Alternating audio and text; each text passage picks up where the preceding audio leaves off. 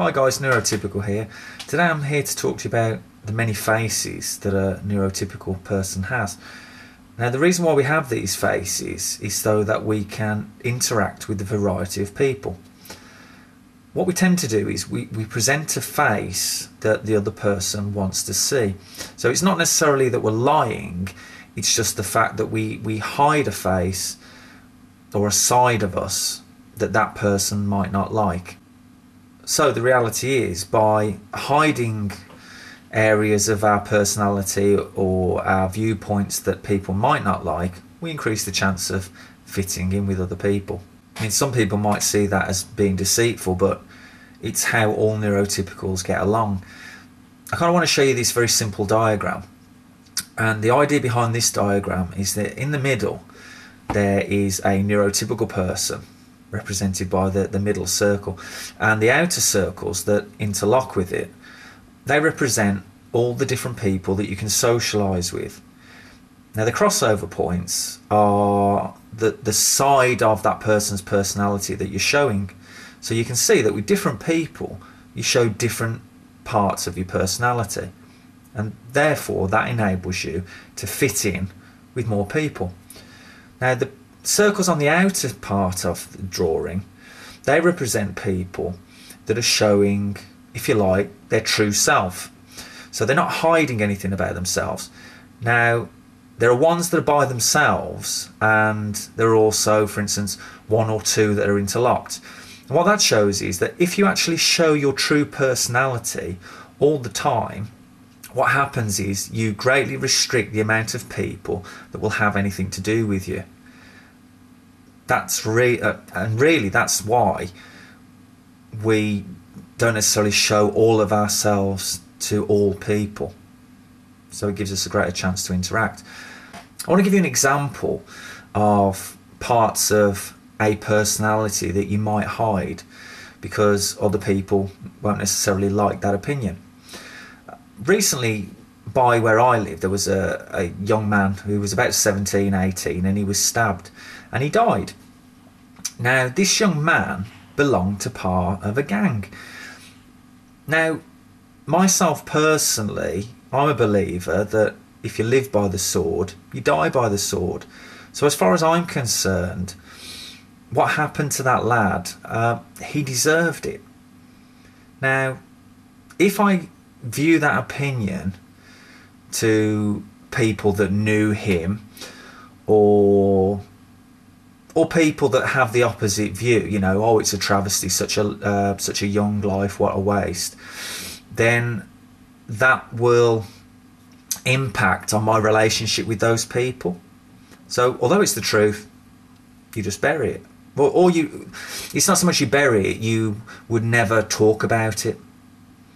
And then also, if you were conversing with somebody about that subject, that's the bit where you might lie. I mean, we would kind of call that a white lie, because it's not to hurt somebody's feelings. So if somebody said, oh, I'd seen in the news this young boy had been stabbed, isn't it a shame? I would just say something like, yeah, it is really a shame. And you see, that way I can continue my relationship with that person unaffected. But if I actually give my true opinion, then that will damage my relationship with them. Another example, which happened about 5 months ago, was my dad died of cancer. And I remember being at the funeral, and one of my local neighbours hugged me, and they were all very upset, and they said, oh, it will get better. Now my response to them was, you know, thank you for your kind words, and that's a way of kind of interacting.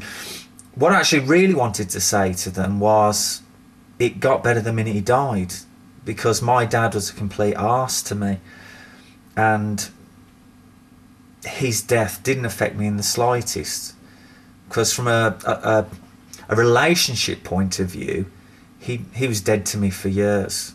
So the fact that his physical body had died meant absolutely nothing. But again, if I'd have said that at the funeral, one, people would have probably assumed it was grief, but two, they might have thought I was a bit of an arse, because you're not supposed to say that.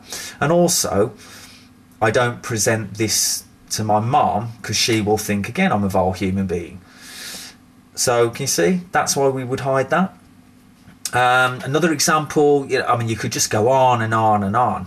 I mean, the reality is that if we kind of divulge ourselves, you can see, can't you? I mean, you might even be looking at this now and going, oh, he's not a very nice person.